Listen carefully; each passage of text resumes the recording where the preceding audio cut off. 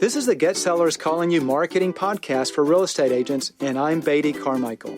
To learn how to generate more listings from past clients in sphere of influence, geographic farming, and commercial investment property, visit our website at getsellerscallingyou.com. And now let's begin our next session of Get Sellers Calling You. Hey, this is Beatty Carmichael, and I want to do something very special on this podcast and take a kind of divergence from my normal podcast. I want to share a recording from I call him a friend.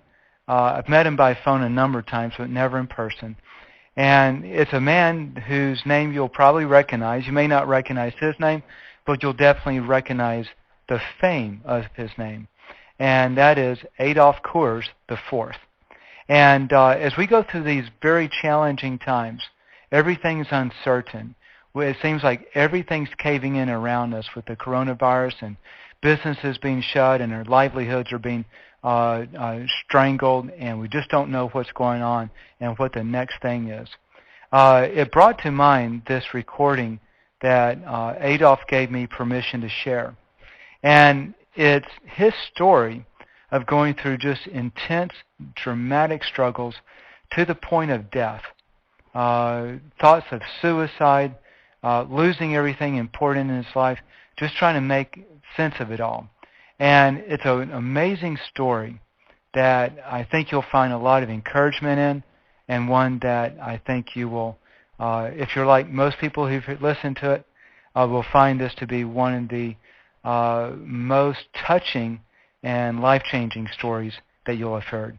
So with no further ado, I introduce to you Adolph Coors IV. Our speaker tonight, Mr. Adolph Coors IV, is certainly an outstanding example of a biographical speaker.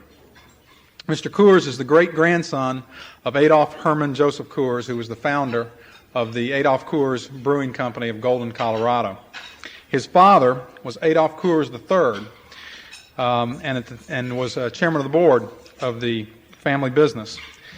When Mr. Coors IV was 14 years of age, his father was kidnapped and brutally murdered. And being the oldest son of the family, his teenage years, as you might expect, were difficult at best as the family attempted to deal with their great loss. Mr. Coors spent 3 years in the United States Marine Corps. He was a cold weather survival training instructor. He developed a fervor for discipline that led him into extreme bodybuilding, the martial arts, and a strict health food regimen. And I think when you see him, if you haven't seen him yet, when he stands up here, he still carries that frame rather nicely. He was really driven, though, to succeed at any price. After graduating from the University of Denver School of Business, he spent 2 years with the New York firm of Sheraton, Hamill and Company as a commodity specialist. And once he left the rigors of the commodity business, he spent about 6 years working with the Adolph Coors Company in various departments, and his experience ranges from marketing and strategic planning, sales, brewing, quality control, and financial planning. Mr. Coors left the family brewing business in 1979, and he became the investment advisor for his immediate family. In addition, he also founded a national marketing company called ADCO Enterprises. He has served on the board of directors of the Prison Fellowship Ministries, which is an international prison ministry that was founded by Chuck Colson in Washington, D.C. He serves on the board of directors of the Family Ministry of Campus Crusade for Christ, and he also is on the board of advisors for Kanaka Camp, which is a Christian camp in Branson, Missouri, which I know a lot of people who are here tonight have ties to that, either through children or through personal experience. Mr. Coors and his wife BJ have been married since 1967, and they live in Englewood, Colorado. He has 2 sons. Please join me in giving a warm Birmingham welcome to Adolph Coors IV.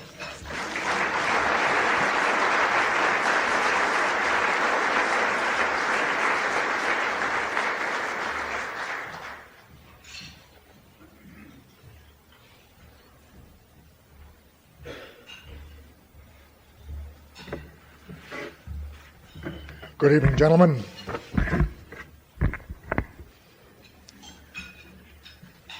Don, thank you very much for that kind introduction.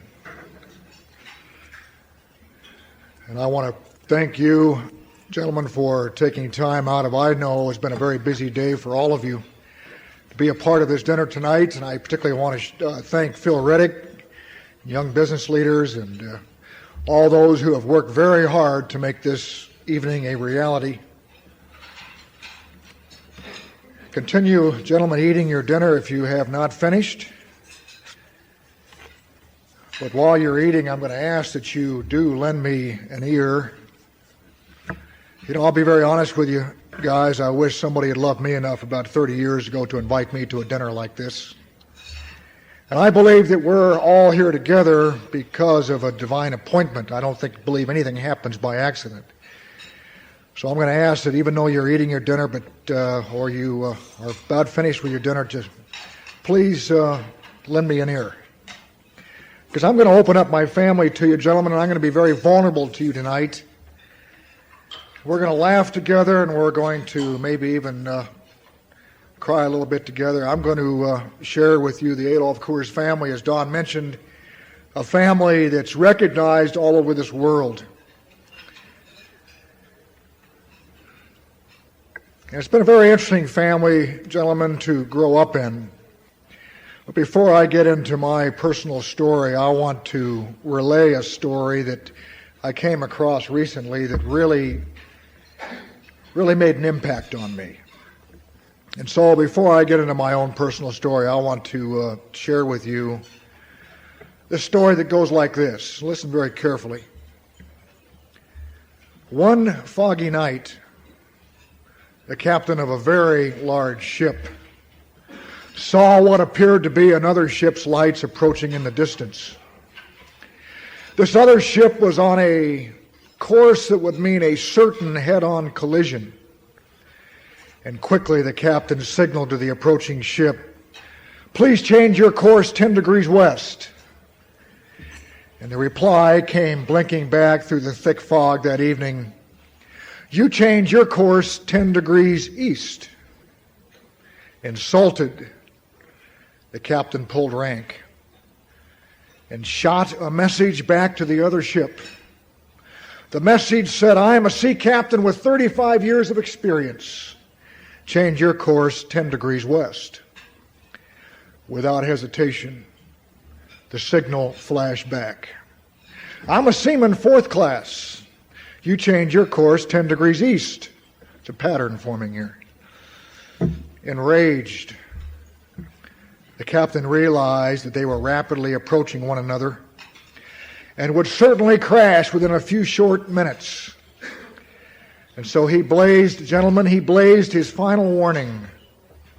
And the warning was this: "I am a 50,000-ton freighter. Change your course 10 degrees west now." A simple message came blinking back through the thick fog that night. And that simple message was this: "I am a lighthouse."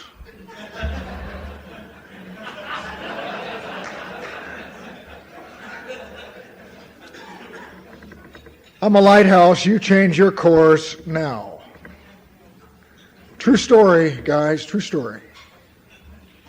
And like that sea captain, we as human beings need to change course, gentlemen, when we're confronted with the truth. And over 20 years ago, I was confronted with the truth one evening when I learned an incredible fact. I learned that the God of this universe, that I didn't particularly have much time for, to be honest with you, when I learned that the God of this universe who created me, who created each one of us in this room, I learned about the incredible love that he has for each one of us, gentlemen, each one of us in this room. Now grant me the privilege, and it is a privilege for me to be able to stand before you tonight. Grant me the unique privilege of being able to share with you a journey that literally changed the course of my life. And like that sea captain, guys, I was headed for certain destruction. The name Adolf Coors, as Don mentioned, is a name recognized all over this world.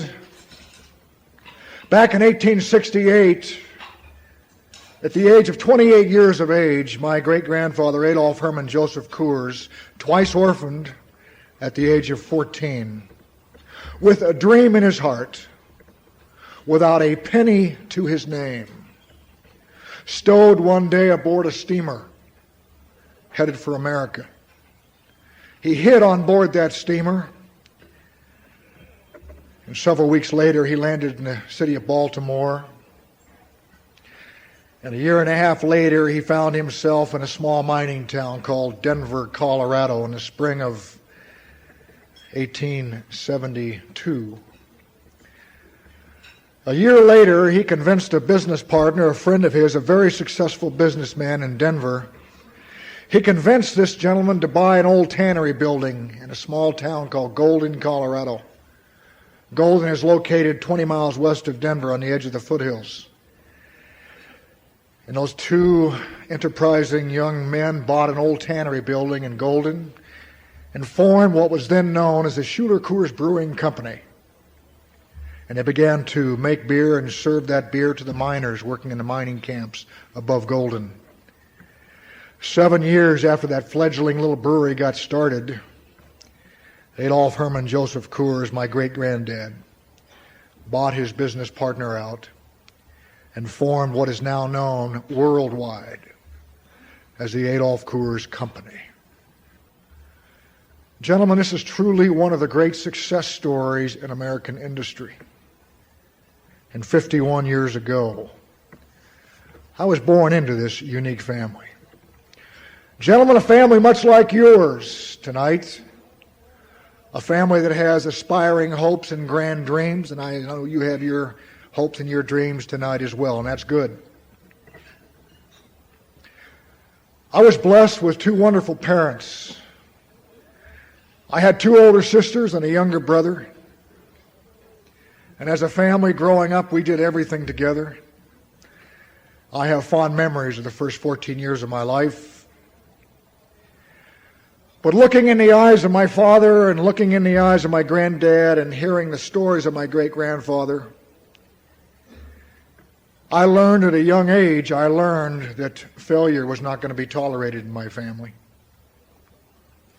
I learned that there was a certain pecking order in my family, and I was going to fit into that pecking order based upon three things. I was going to either be accepted into this family or rejected in this family based upon looks,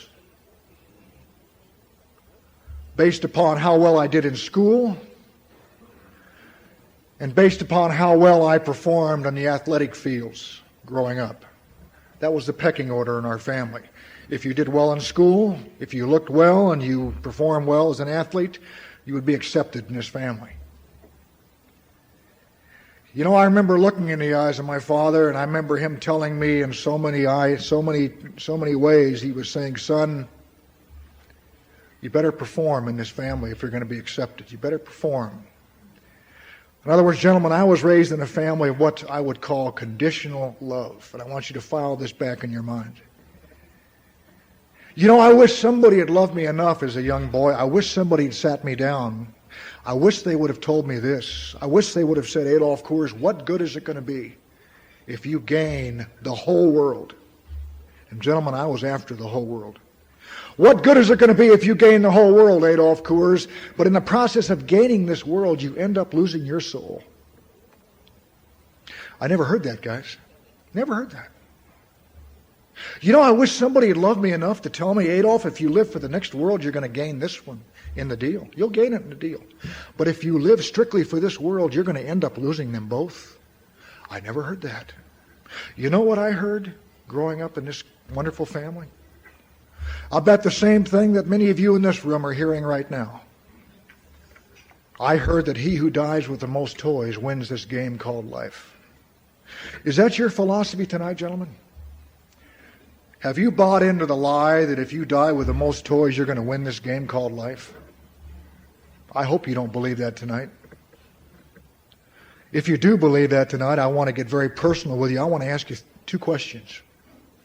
The first question I want to ask you is, what do you win, gentlemen? What do you really win? And then more importantly, I want to ask you this: where does that prize you're looking for, where does that prize get delivered? Where is it going to be delivered? I want to take you 3,000 years in the past. I want to take you, and I want us to sit down, and I want you to hear the words of one of the wisest men who has ever lived. His name was David, the psalmist David. One of the wisest and one of the wealthiest men this world has ever seen. Listen to what David tells you and me as businessmen today in 1996. He says, "Gentlemen, our days are few, and our days are very brief. Like the grass, like the flowers, blown by the wind and gone forever." Think about those words. Gentlemen, this life that we're living is nothing but a training ground. It's a training ground for where we are going to spend eternity. Because you see, gentlemen, you are used to making decisions. You're very successful businessmen. I know who I'm talking to tonight. I know. I'm in respect of you. I'm in awe of you. I know who I'm talking to tonight. You're very successful gentlemen. I know who you are. But gentlemen, this is nothing but a training ground. There's one decision we have to make as human beings while we're on this earth. One most important decision. And I'm going to ask you to make that decision before I leave here tonight, because it's the decision that will determine where we spend eternity. It's that important. And I will get to that decision in just a few minutes. I want to take you tonight to a cemetery outside of the town of London, England. And I'm going to take you to two grave markers. The first grave marker reads, "She died for want of things."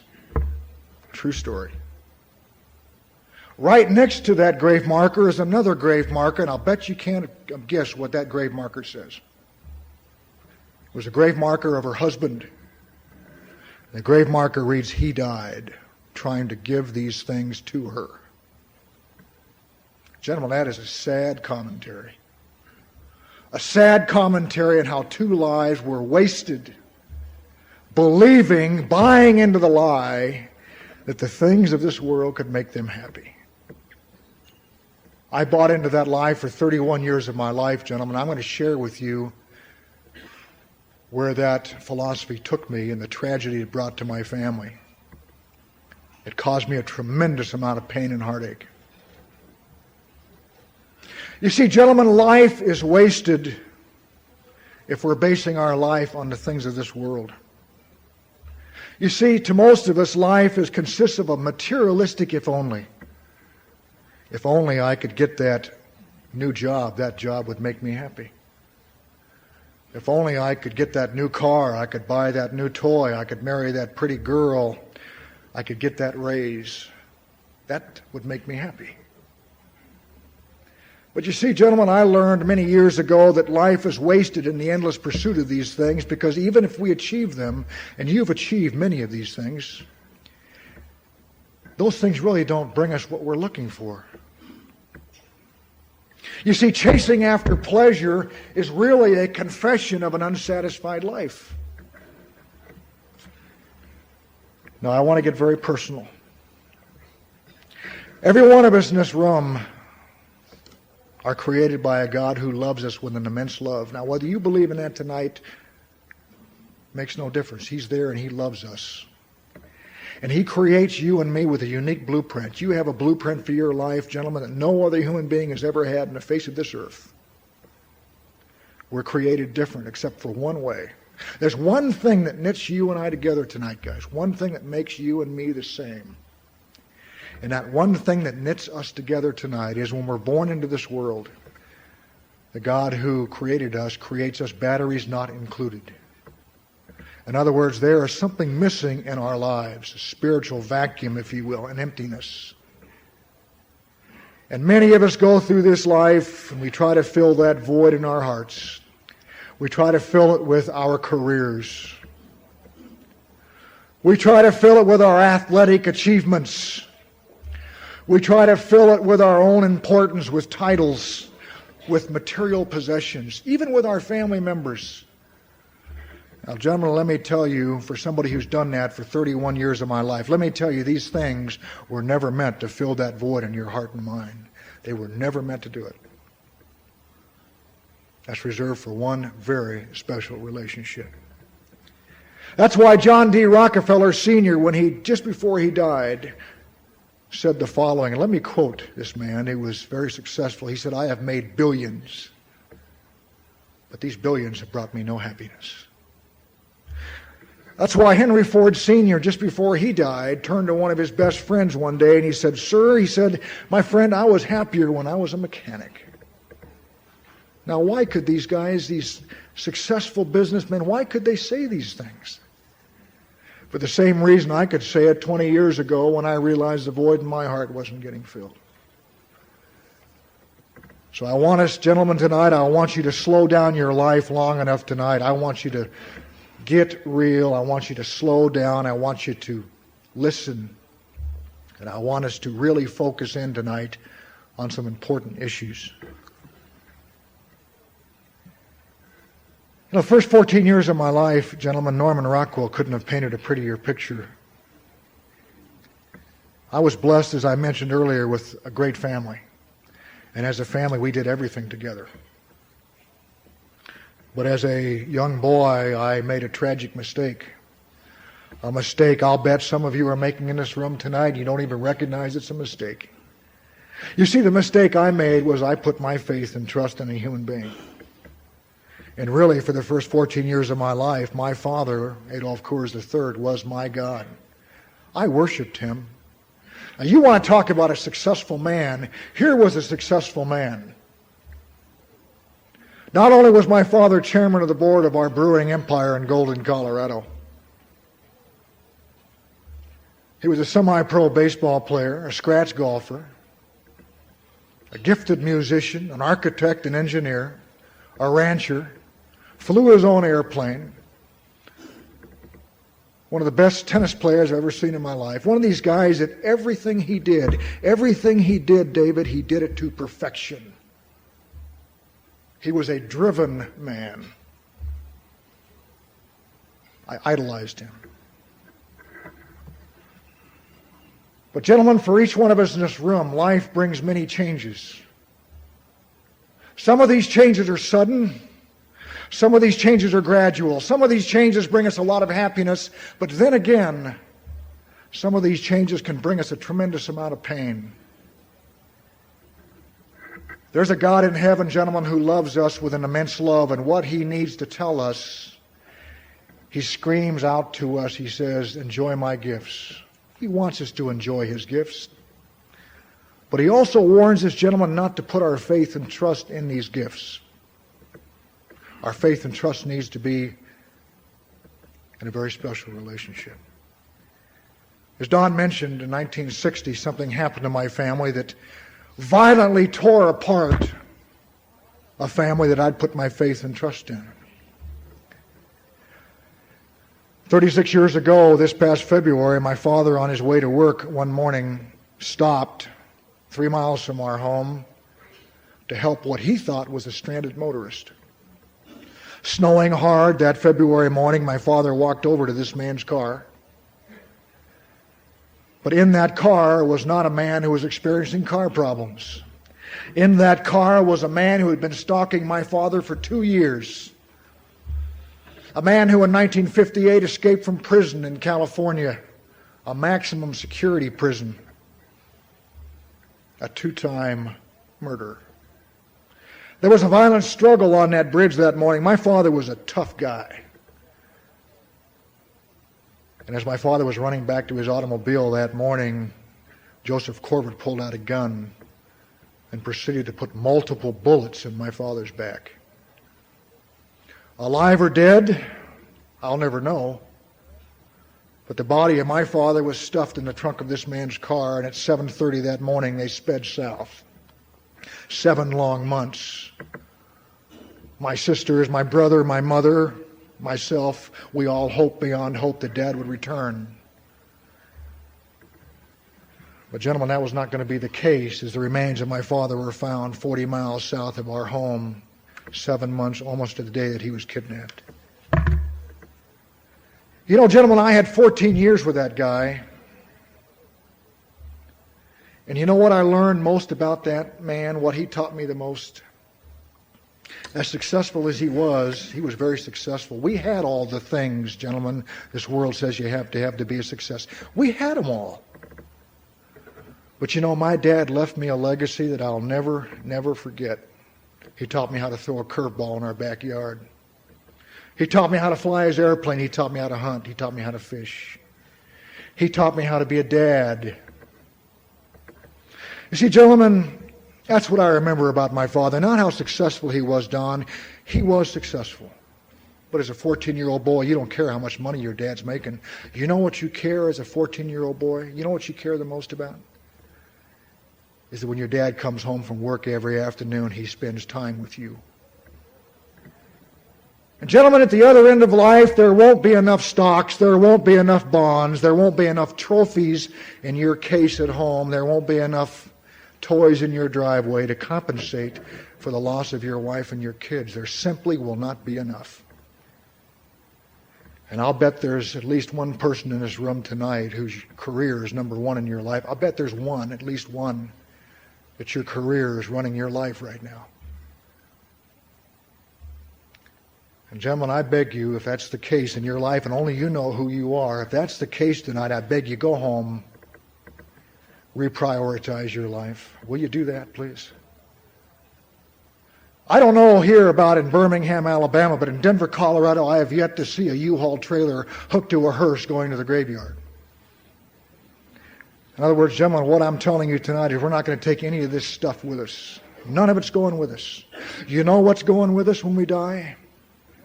Our families are going with us.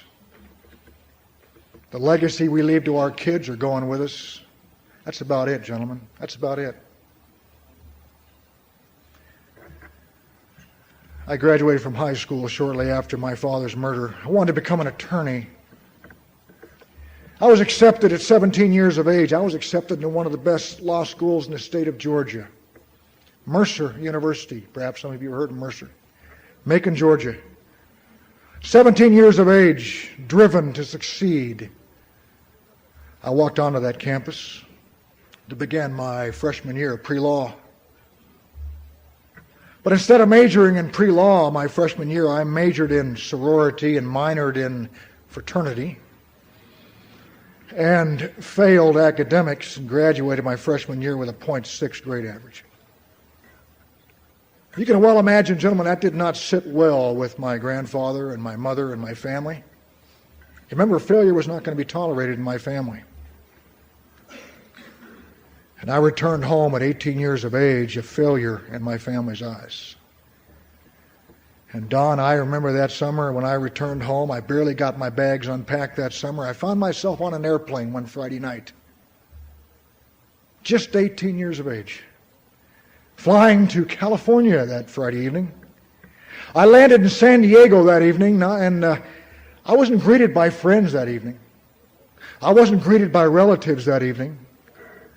Walking off the airplane that evening, I was greeted by 5 loving drill instructors at the Marine Corps Recruit Training Depot. And I was literally thrown in the back of a pickup, and I was driven to the Recruit Training Depot to begin my 9 months of boot camp. And gentlemen, you can well imagine with the name Adolph Coors what the next 6 years of my life were like. David, I was driven to succeed at any price.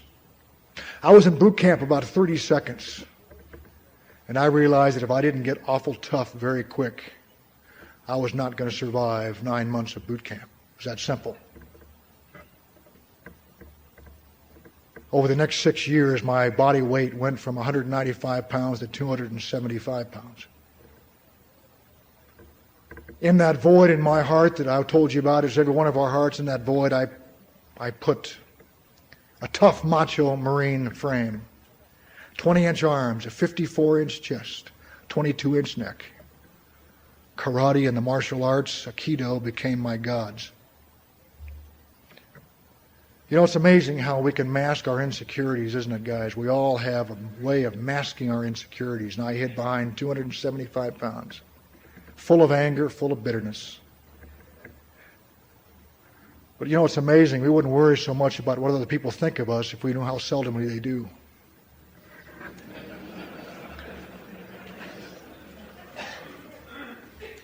Back in those days, I was what you call a light eater. Every morning when it became light, I would start eating. But there's a ugly 5-letter word, guys, called pride. And pride goes before our destruction, gentlemen, and a haughty spirit before a man's downfall. Well, obviously, I made it 6 years as a Marine, escaped death on countless occasions. And just before I returned home to my family, I learned from my mother one tragic morning that my oldest sister, just 27 years of age, living in the state of Illinois, the proud mother of a brand new baby son, that morning had been diagnosed with incurable cancer. 27 years of age. Gentlemen, are you putting your faith and trust in your good health tonight? Are you? Your athletic ability, your good looks, your academic prowess, all these things we put our faith and trust in. Is that where your trust is tonight? You remember the psalmist David warns us 3,000 years ago. He said, our days are few and they're very brief. 13 months after my sister was diagnosed with cancer, she stepped from this life, gentlemen, into the next. And we all face death in this room, every one of us. And we need to be reminded that as a tree falls, so must that tree lie. And as a man lives, so must he die. And as a man dies, so must he be, all through the days of eternity. Gentlemen, is your passport for eternity in order tonight? Is it? Is it in order? You may need that passport. I may need that passport sooner than we dare think. Someone once said that marriages are made in heaven. But then again, so are thunder and lightning. And I returned home 29 years ago to marry my high school sweetheart.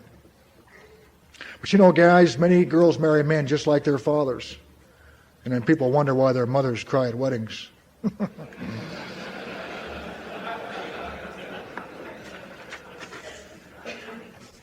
29 years ago, BJ, my beautiful bride, and I began our union together. But you know, I'll never forget the day that we were married, David. Walking down the aisle with the girl of my dreams, a girl I dated all through high school. The girl of my dreams on my right arm, Don, walking down the aisle of the largest church in Denver. Hundreds of people had come to see us get married that afternoon. On my right arm was the girl of my dreams, but as I looked at her out of the right side of my eyes, I looked at her I looked at this beautiful girl, and I knew here she wasn't going to fill that void. And gentlemen, I'll tell you tonight, that beautiful wife that's home waiting for you tonight, that wife of yours, God's gift to you, that girl was never meant to fill your void either. Not really, not permanently. It's reserved for one relationship. Don't put that burden on your wife to fill that void in your heart, gentlemen. Don't do that. That's unfair. You know, we're funny as human beings. We spend money we don't have to buy things we don't need in order to try to impress people we really can't stand. And that describes the first 8 years of my marriage to BJ, my beautiful wife. I graduated from the University of Denver School of Business, one of the top in my class, driven to succeed. Just a few days after I graduated from the University of Denver School of Business, I walked into a hospital one evening, the largest hospital in Denver. And that evening, Don, were my wife, her doctor, and myself. There were 3 of us that night. And then poof, there were 4. And Adolph Coors V, my first son, 25 years ago, came into this world. Now, gentlemen, you can go back and tell your friends that Coors does come in fifths.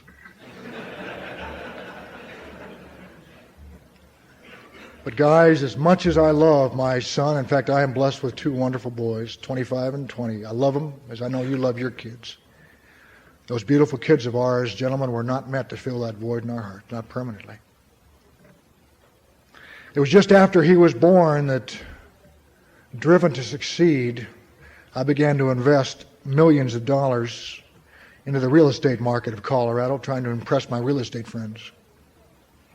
I began to invest millions of dollars into the stock and bond markets of this world. In fact, I was trained as a commodities specialist in New York. Gentlemen, are you putting your faith and trust in your investments tonight? Are you? I used to go home every Friday night. I used to get the Wall Street Journal out. I used to get a calculator out. I used to calculate my net worth every Friday night before I went home. And if my net worth had increased that week, I would go home and I would have a great weekend. If my net worth had declined during that week, I would have a horrible weekend. Well, gentlemen, in a period of about 2 years, my investments went against me.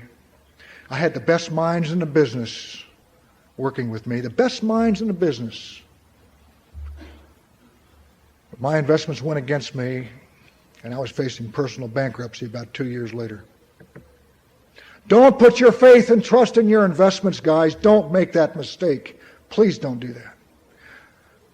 A fool and his money are soon parted. A fool and his money. 1972, I went to work for the largest single brewery in the world. 2,000 acres in Golden, Colorado. Had my name on the outside of the building, the Adolph Coors Company.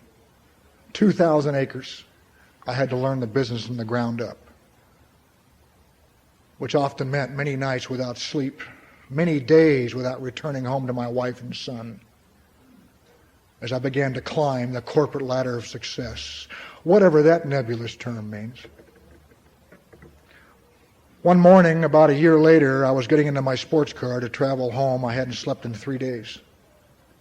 I had a 25-mile drive each day from our brewery to our home in Littleton, Colorado.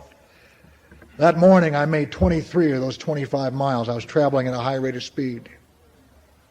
275 pounds. Nobody was ever going to hurt me again. Invincible. Tough. Well, gentlemen, it's amazing what a head-on collision can do to a tough macho Marine frame. Traveling at a high rate of speed, my body went through the windshield as my car hit another car at the crest of a hill head-on. Putting your faith and trust in your good health tonight? Are you? Think you're tough? Think the world can't get to you? Is that what you think? I'm getting real, guys. I'm getting real. Some of you are squirming. I told you I was going to get real. My 275-pound body went through the windshield of my sports car in a millisecond. My goal of becoming a karate master evaporated as my knees shattered as they hit the dashboard. My brain was a mass of scrambled eggs. 6 days in unconscious. 2 years in recovery. 2 years. Got my attention. 2 years. It was during that 2-year period of time, gentlemen, that the God who loves us so much slowed me down long enough to put me on my back. You know what he was doing? He was saying, Adolph, I want to talk to you. Adolph, I love you. I want to say some things to you, Adolph Coors. And you know what he was telling me? He was saying, Adolph, get a good look at your life. You got a marriage that's headed for divorce, Adolph Coors. You've got a 4-year-old son at home that you don't even know. You don't have time for friends. And gentlemen, I began to ask myself 3 questions, Warren, I want to post to every one of you sitting here tonight. Over and over again, I would ask myself, Adolph Coors, who are you really? David, I would ask myself, Adolph Coors, why are you here really? And where are you going with the rest of your life, really? And gentlemen, I didn't have the foggiest idea. I was going from promotion to promotion, from airplane to airplane, from boat to boat, from travel to travel. I could go anywhere I wanted to go. Play par golf on any golf course in this world. Buy anything I wanted. I'm not bragging, I'm just saying that's what it was like. But inside here, gentlemen, was a void that was getting so big you could drive a truck through it. And then something happened, gentlemen, I want you to listen to very carefully. Something happened. One evening, just out of common courtesy, Don, I invited one of our senior vice presidents home for dinner. My father had hired this man. I'd known him. I'd hunted with him as a little boy. He was a very successful man. One of our senior vice presidents. I invited him over for dinner. I was training under him to take his position. He was going to leave in a matter of a few months, and I was going to step into a vice president's position. My goal was right on schedule. I was headed right straight to the top. Or so I thought. Into that dining room that evening came this gentleman and his beautiful wife. The conversation at our dining room table, we talked about sports, we talked about politics, we talked about beer, lots of beer. But then, suddenly, the conversation became silent. And then, just out of common courtesy, my wife turned to this man's beautiful wife. Her name was Vera. And BJ asked Vera an interesting question. BJ said, Vera, what are your interests in life? Expecting that Vera would say, well, my home or my career or my children. That's not what she said that evening. Vera's son very quickly looked at my wife in her eyes. She said, BJ, I have one interest in life. That interest is serving Jesus Christ. Gentlemen, this was a Wednesday evening. I looked at my watch. It was 7:30, just about what time it is here tonight. I looked at my watch and I thought to myself, we're going to invite these people to go home right now. I mean, that's exactly what I thought. You don't talk about religion on a Wednesday night. That's for Sunday. But you know, guys, this couple loved my wife and I enough that over the next 5 hours, in our dining room table, they opened up their lives to me. That evening I learned something that I needed to hear. I learned that 2,000 years ago, a fact of history, God stepped out of eternity and into time in the very person of his one and only unique Son, a fact of history. Oh, I'd learned about his Son, Jesus Christ, in Sunday school every Sunday growing up. I knew about him. But that evening I learned that I needed to put my faith and trust in Jesus Christ. And he loves us so much that he sent his only Son to die for you and me. That if we will put our faith in Jesus Christ, we will never perish, gentlemen. We will have everlasting life with him. And then that evening I learned something that really hurt. I knew it, but I heard it from this man. I learned that Adolf Coors is a very, very sinful man, a very prideful man, a man broken off from his relationship with his Creator. And gentlemen, I learned that evening that because of my separation from the God who made me, I could not know his love and plan for my life.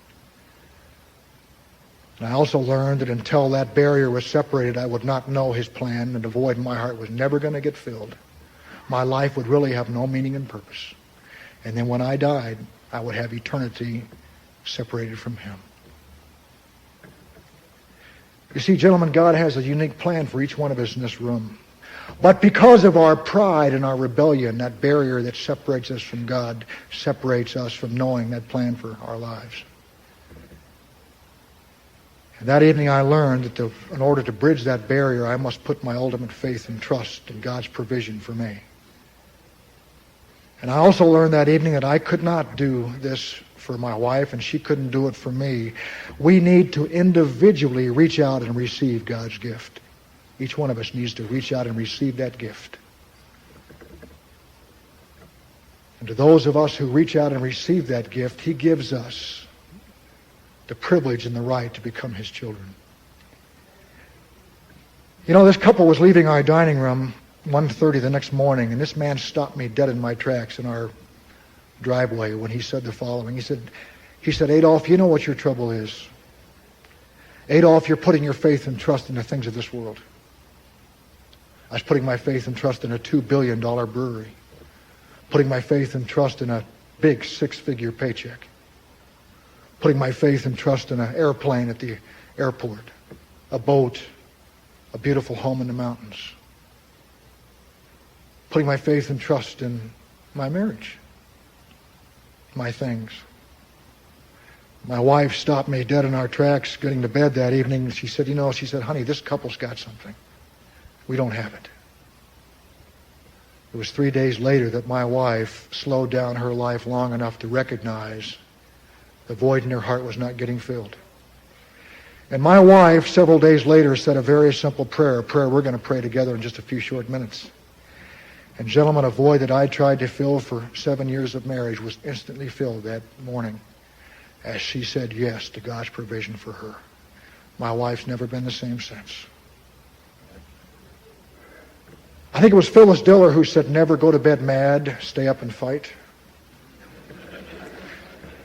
Our marriage wasn't working, gentlemen. It wasn't working.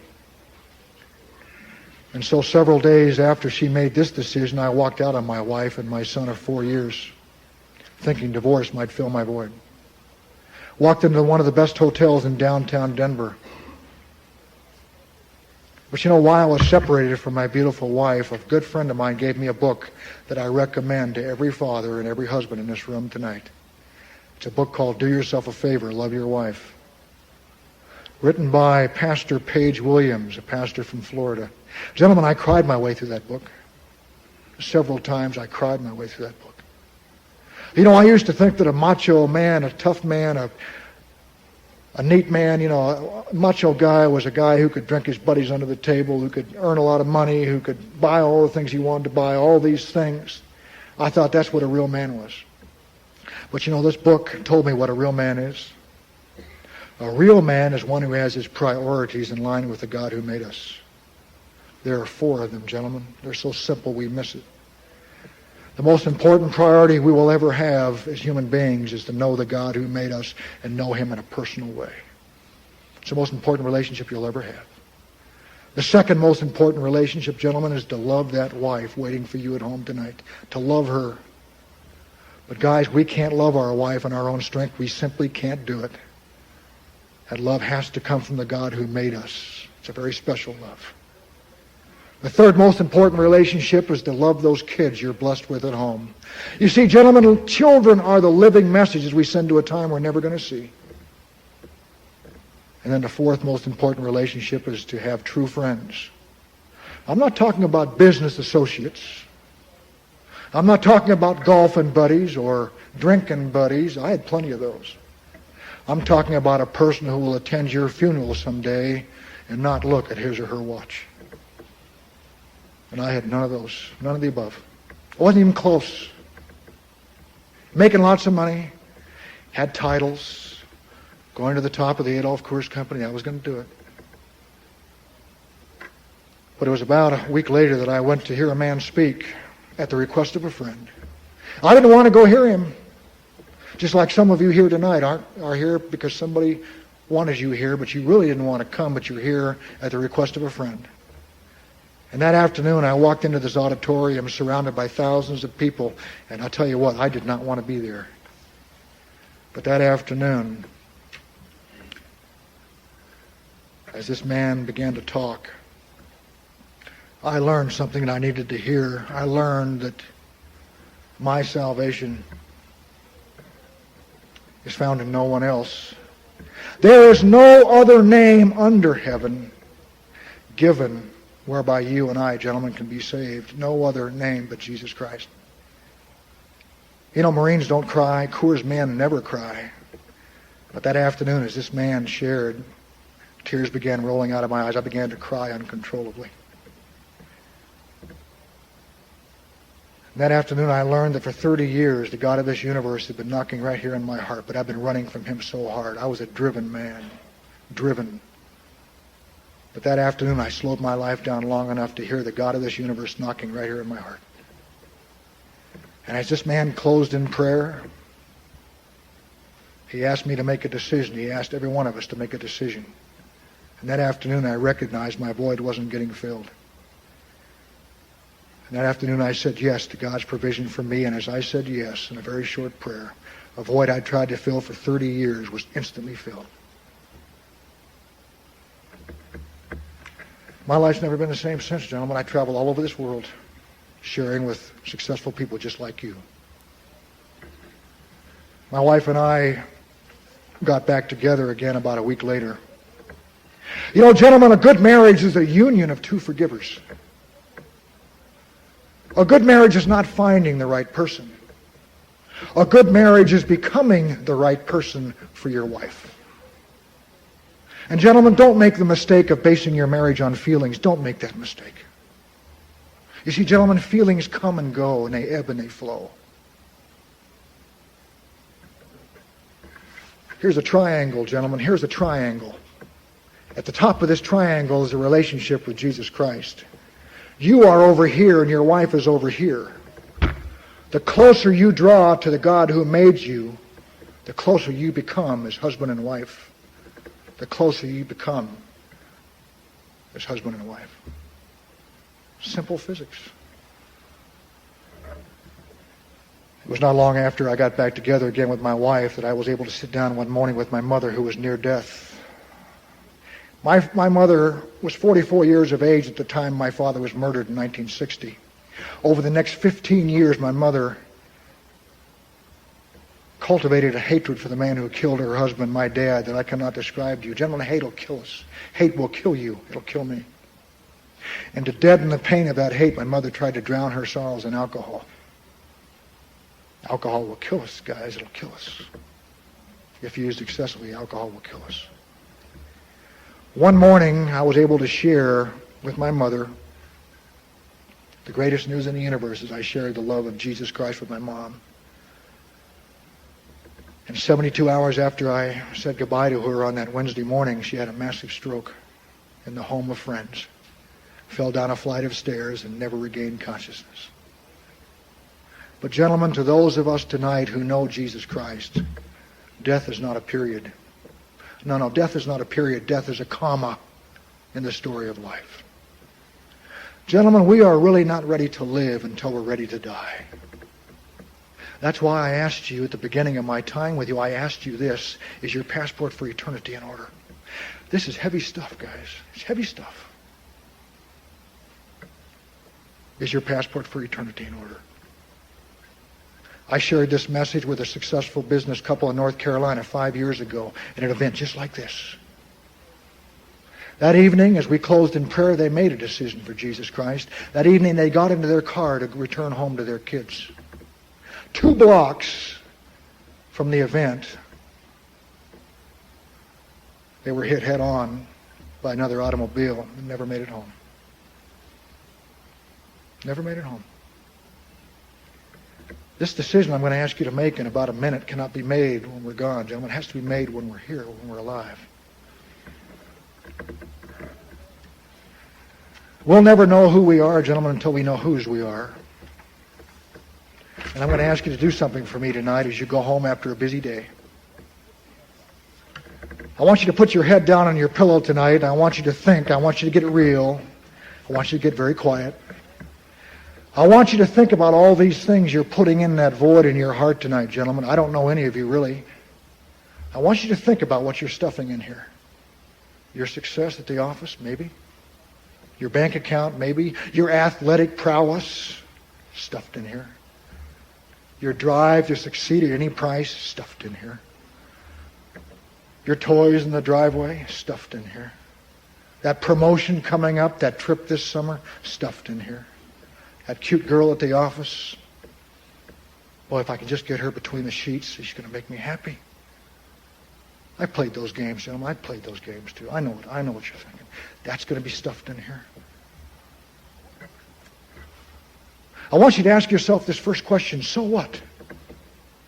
So what? But before you doze off tonight, gentlemen, I want you to ask yourself an infinitely more important question. I want you to ask yourself, now what? Because, gentlemen, in life, as in any other race, crossing the finish line first makes no difference. If upon crossing that finish line you suddenly discover that the race you've been running all these years, to the crowd's wild cheering, just perhaps might be down the wrong track. I ran a race for 30 years down the wrong track. Nearly cost me my marriage. It nearly cost me my life. It cost me several fortunes. It cost me a relationship with my first son for 4 years of his life. If you've never claimed your inheritance in heaven by professing Jesus Christ tonight, gentlemen, I'll promise you this: everything that you do on this earth will be totally in vain. I promise you.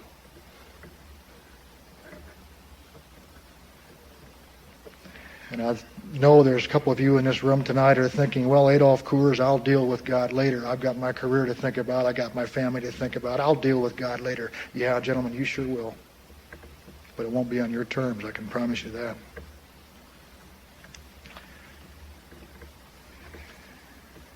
So what? Now what?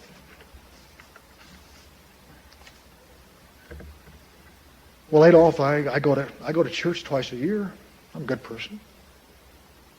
I'm going to heaven, aren't I, Adolph? I'm a good guy. I'm going to heaven. If you believe that any religion is a vehicle of entry to heaven, if you believe what I'm sharing with you tonight is a religion, gentlemen, think again. This is not a religion I'm talking to you about tonight.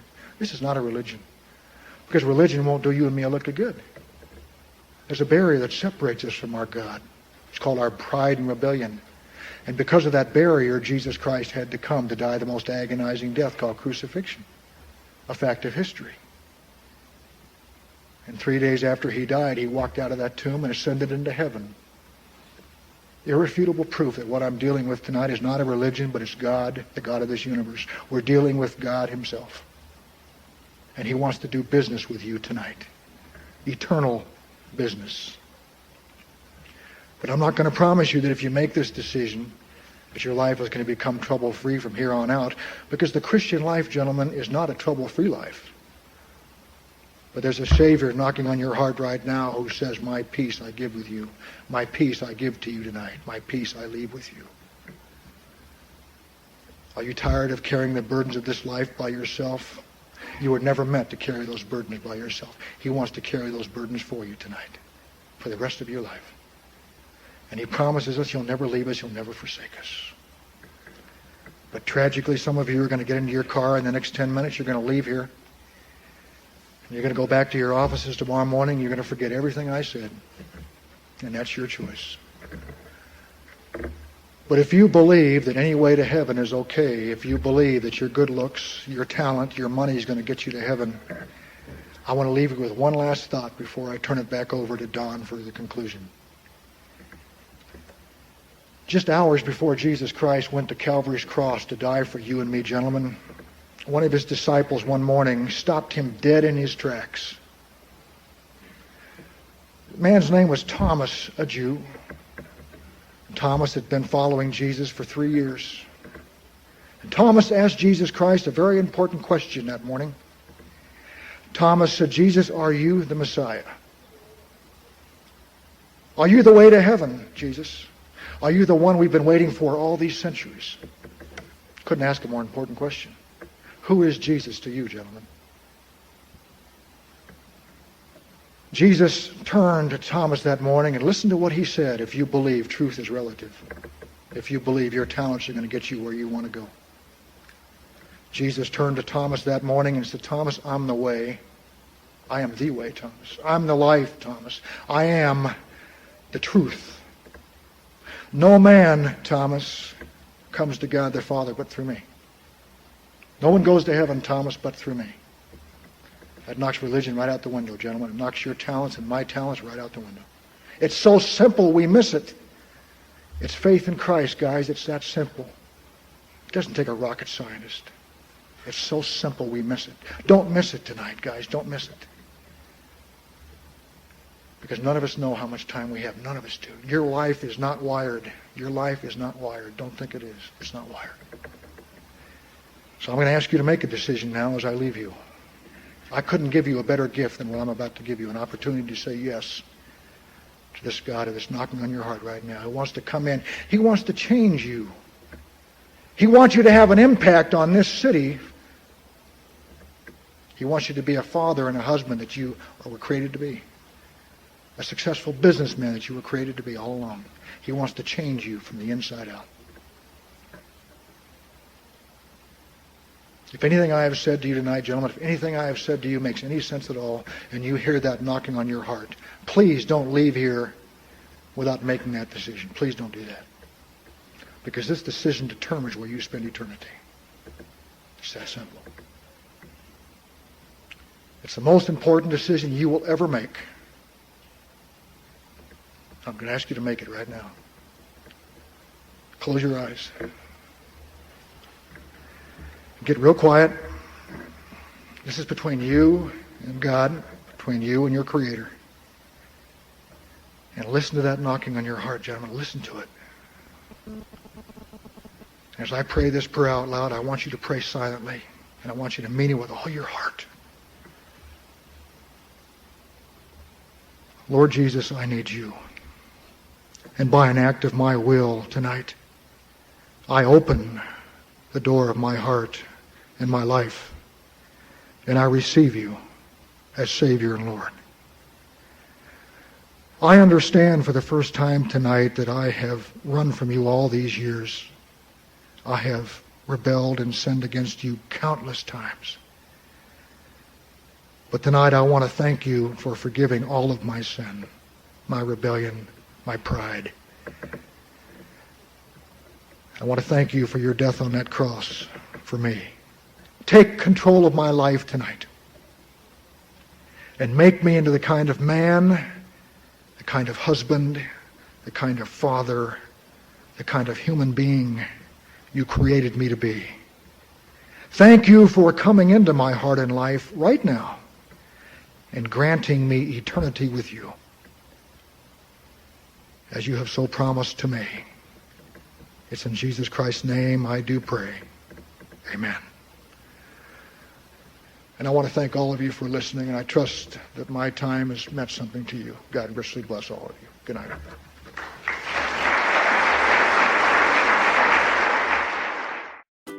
If you've enjoyed this podcast, be sure to subscribe to it so you never miss another episode. Also, if you want an easy way to grow your business, check out Agent Dominator. We guarantee listings and sales from past clients in sphere of influence, geographic farming, and commercial investment properties. If you don't get the sales we promise, we'll give your money back. Learn more on our website at getsellerscallingyou.com and select Agent Dominator from the menu. Thanks for listening to the Get Sellers Calling You podcast, and have a great day.